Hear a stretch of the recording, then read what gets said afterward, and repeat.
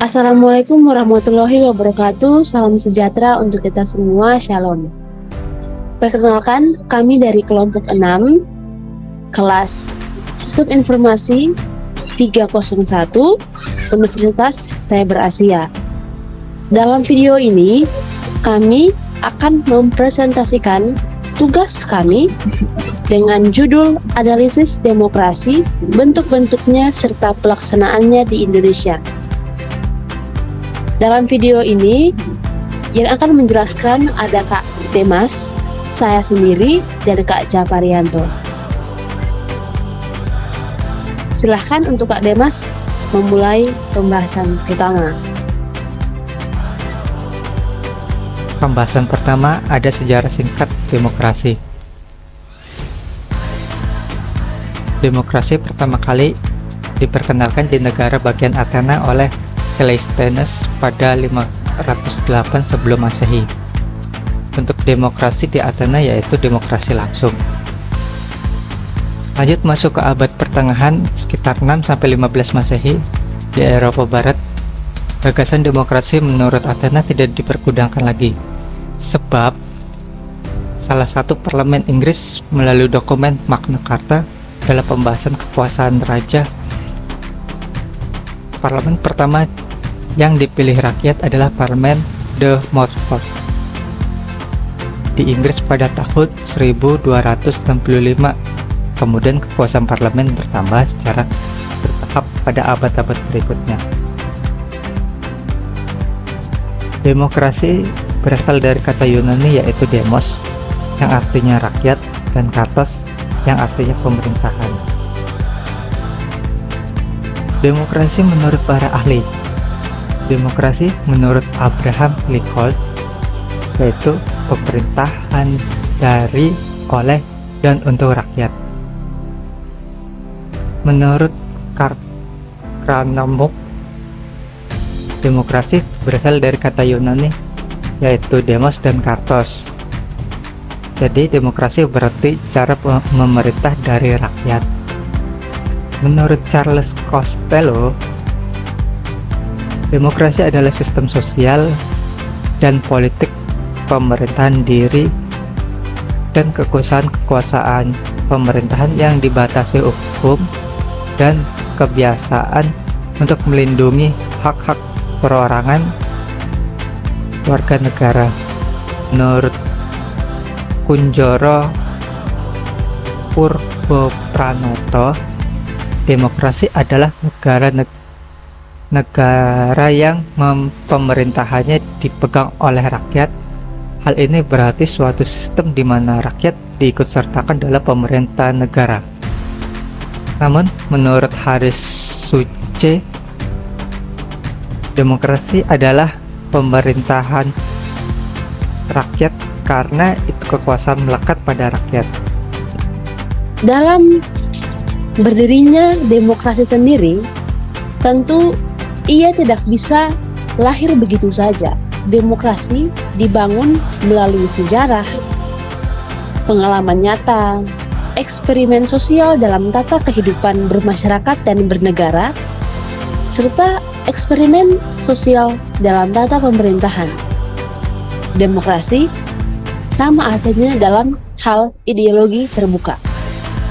Adapun bentuk-bentuk demokrasi antara lain: 1. Demokrasi langsung.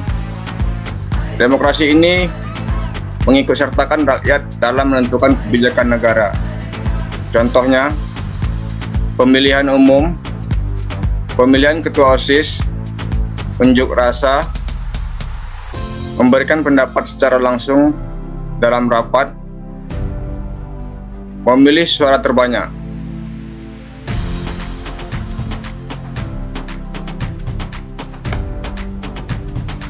Dua, demokrasi tidak langsung. Demokrasi ini dilakukan secara perwakilan. Contohnya, pembuatan undang-undang, pers menyalurkan aspirasi masyarakat, menulis kritik di surat kabar, berkomentar sebagai netizen di laman internet. Yang ketiga, bentuk-bentuk dari demokrasi antara lain demokrasi konstitusional.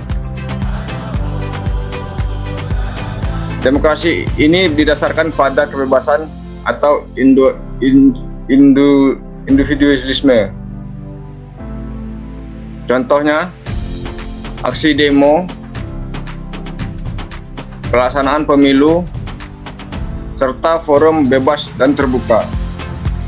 Yang keempat yaitu demokrasi rakyat. Demokrasi ini bersifat proletar yang berhaluan pada Marxisme dan komunisme. Contohnya, kampanye, demo, dan pemilu.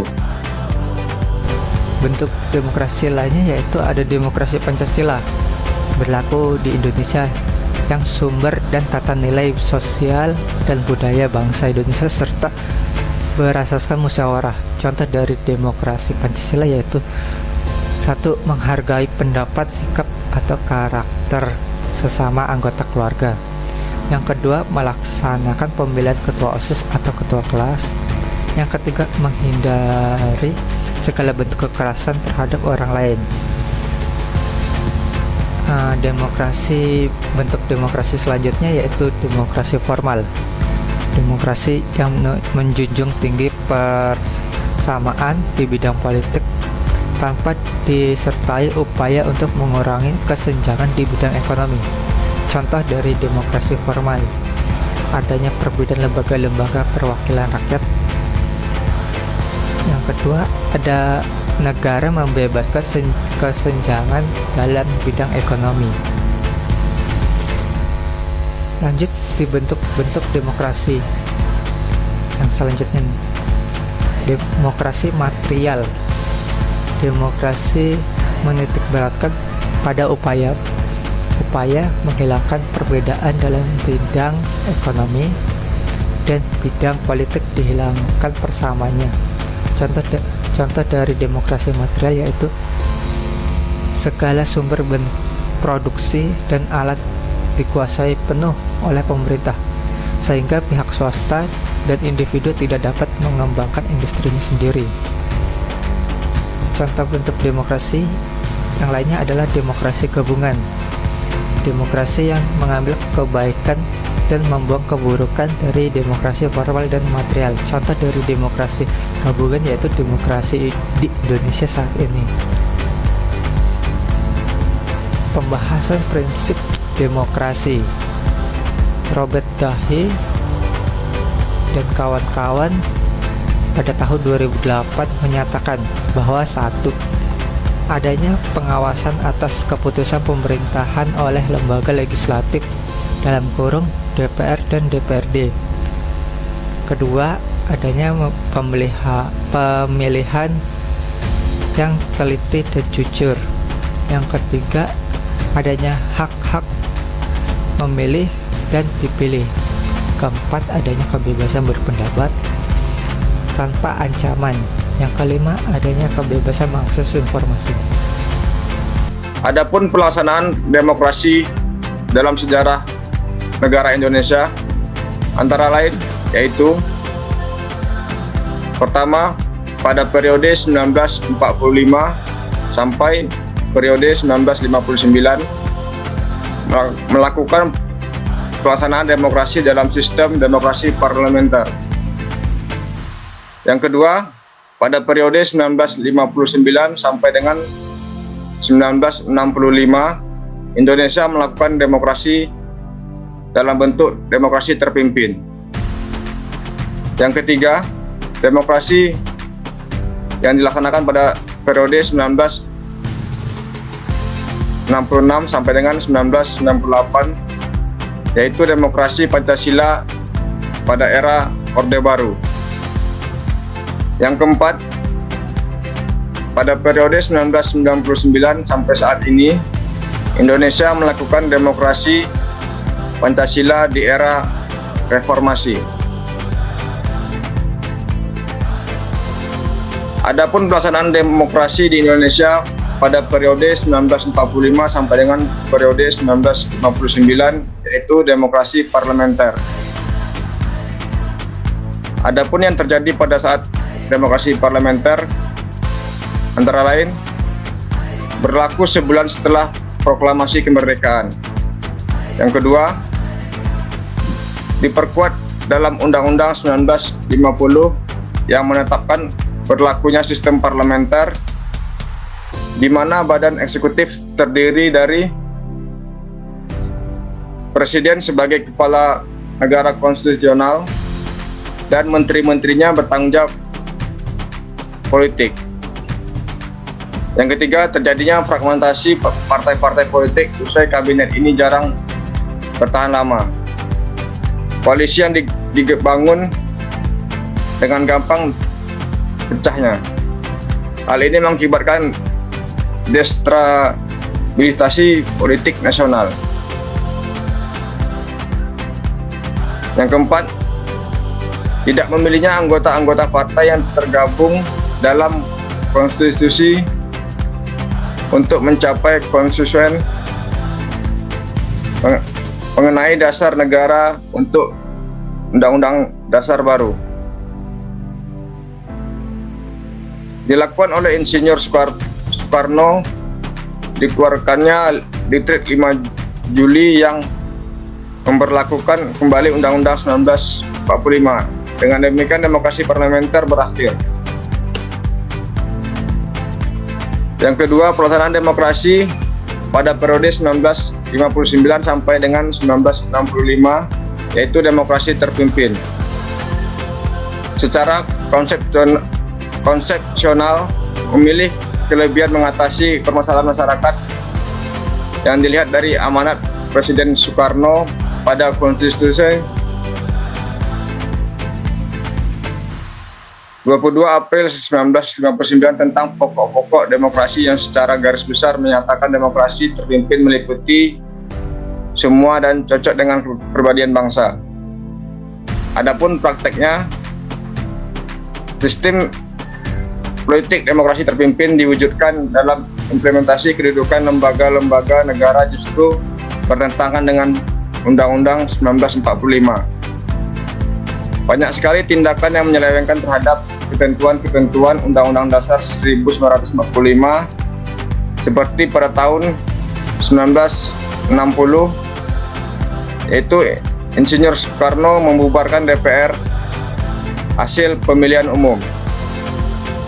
Yang ketiga, dengan usulan prinsip Nasakom Insinyur Soekarno yang kemudian pada tahun 1965 berakhirlah pemerintahan Soekarno sebagai akhir demokrasi terpimpin. Yang ketiga, pelaksanaan demokrasi pada periode 1966 sampai dengan 1998, yaitu demokrasi Pancasila era Orde Baru. Pada periode ini merupakan demokrasi konstitusional yang menonjolkan sistem presidensial. Landasan formal periode ini adalah Pancasila, Undang-Undang 1945, dan TAP MPR /MPRS. Praktik yang dijalankan masih terdapat berbagai penyimpangan dari ciri dan prinsip demokrasi Pancasila. Salah satunya maraknya praktik kolusi, dan nepotisme.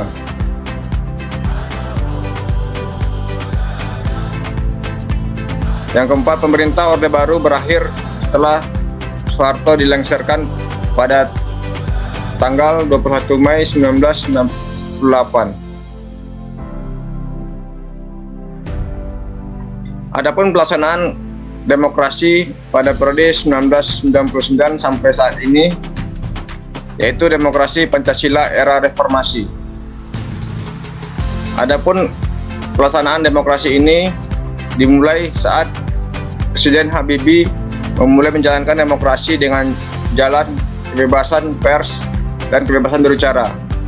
Contohnya pemilu 1999 yang melahirkan 48 partai politik.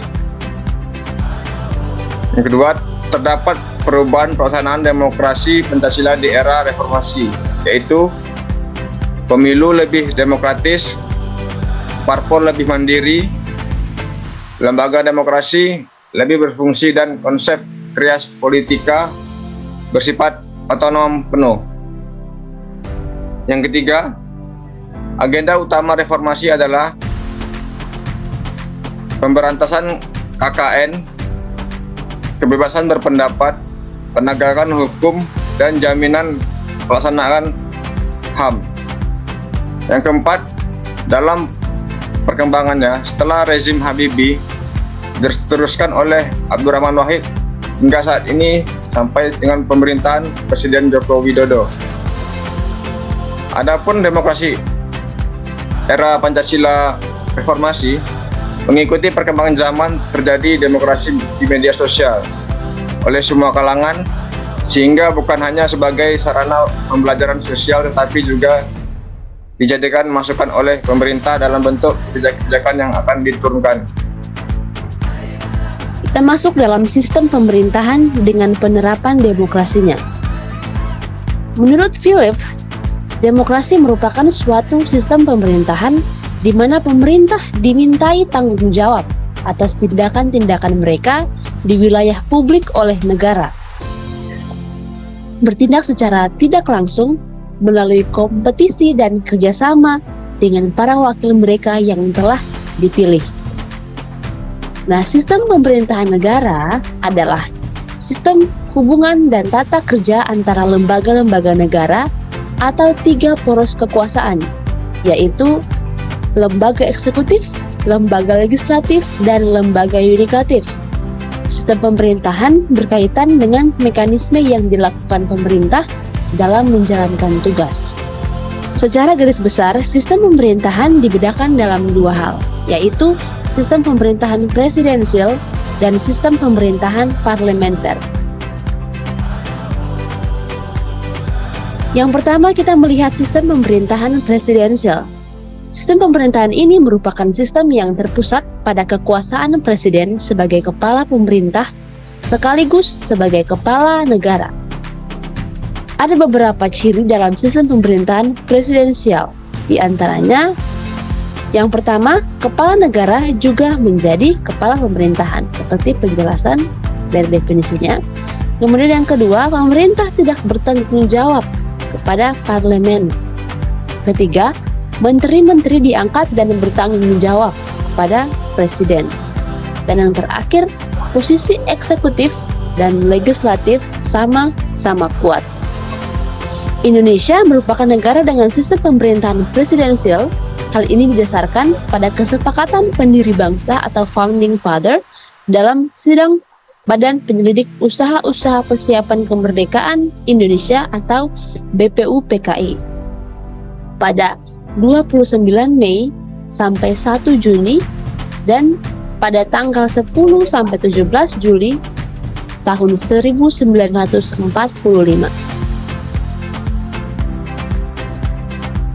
Kita lihat mengenai sistem pemerintahan parlementer. Sistem ini adalah sebuah sistem pemerintahan di mana parlementer memiliki peranan penting dalam pemerintahan.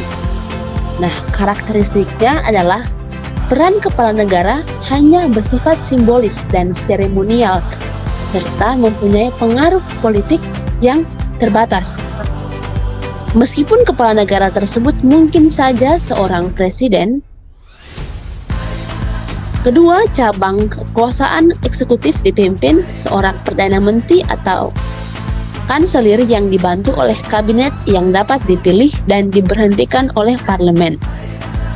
Dan yang ketiga, parlemen dipilih melalui pemilu yang waktunya bervariasi, di mana ditentukan oleh kepala negara berdasarkan masukan dari perdana menteri atau kanselir.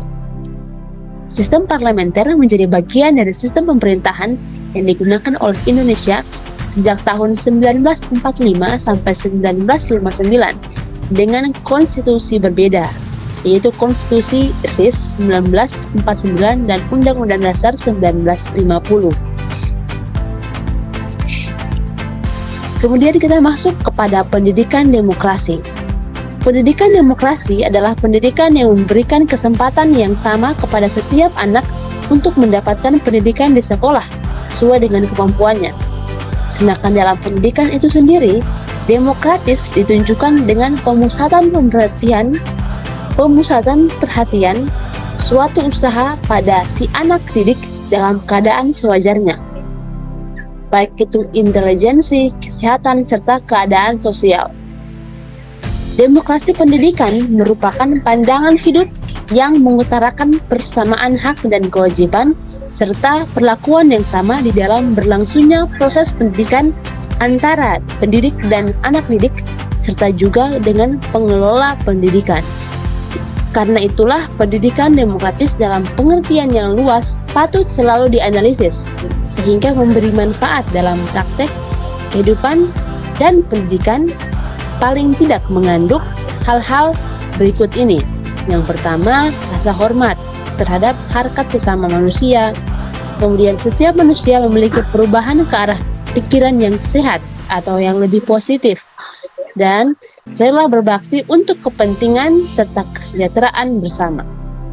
Pendidikan demokrasi dalam berbagai konteks, dalam hal ini untuk pendidikan formal, non-formal, dan informal, mempunyai visi, yaitu sebagai wahana substantif, pedagogis, dan social culture untuk membangun cita-cita, nilai, konsep, prinsip, sikap, dan keterampilan demokrasi dalam diri warga negara melalui pengalaman hidup dan berkehidupan demokrasi dalam berbagai konteks. Bertolak dari visi tersebut, dirumuskan bahwa misi pendidikan demokrasi adalah, hal ini menurut Wina Toputra 2001. Yang pertama, memfasilitasi warga negara untuk mendapatkan berbagai akses kepada dan menggunakan secara cerdas berbagai informasi, sumber informasi tentang demokrasi dalam teori dan praktek. Yang kedua, memfasilitasi warga negara untuk dapat melakukan kajian konseptual dan operasional, serta cermat dan bertanggung jawab terhadap berbagai cita-cita, instrumentasi, dan praksis demokrasi. Dan yang ketiga, memfasilitasi warga negara untuk memperoleh dan memanfaatkan kesempatan berpartisipasi secara cerdas dan bertanggung jawab dalam praksis kehidupan demokrasi.